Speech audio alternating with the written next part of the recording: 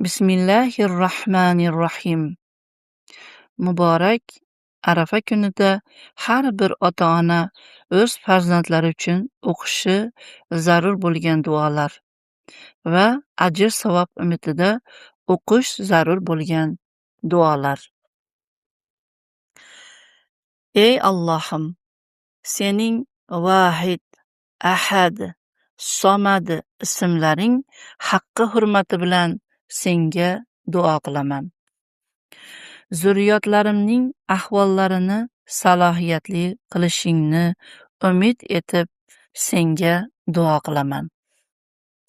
Ey Allohim, zurriyotlarimni, bolalarim, nabiralarim va qiyomat kunigacha davom etadigan silsilalarimni sening itoatingda, roziligingda, sog' salomatlik va yomonliklardan, gunohlardan ofiyatda umrlarini uzun qil.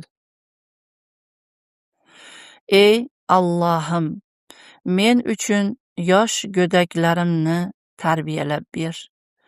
Zaiflarini men uchun quvvatli qil. Bemorlariga men uchun shifo ber. Ey Allohim, ularning badanlarida, quloqlarida, ko'zlarida, jonlarida va hamma a'zolarida ofiyat ber va ularni o'z rahmating ila jumla balolardan saqla.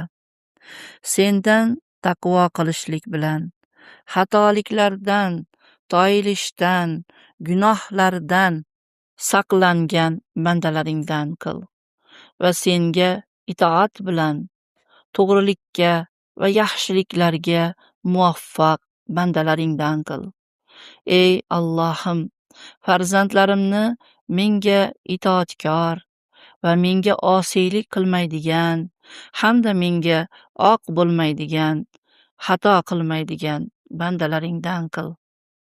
Ey Allohim, ularni tarbiya qilishimda va ularga odob berishimda va yaxshiliklar qilishimda menga yordam ber va ularni men uchun yaxshilik va meni esa ularga yaxshilik qil.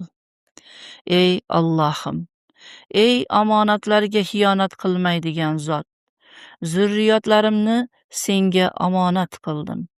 Ularni har bir ofatlardan, vabodan va yomon kasalliklardan, kecha kunduzda yo'ldagi ofatlardan va har qanday hasadgo'yning yomon nazaridan va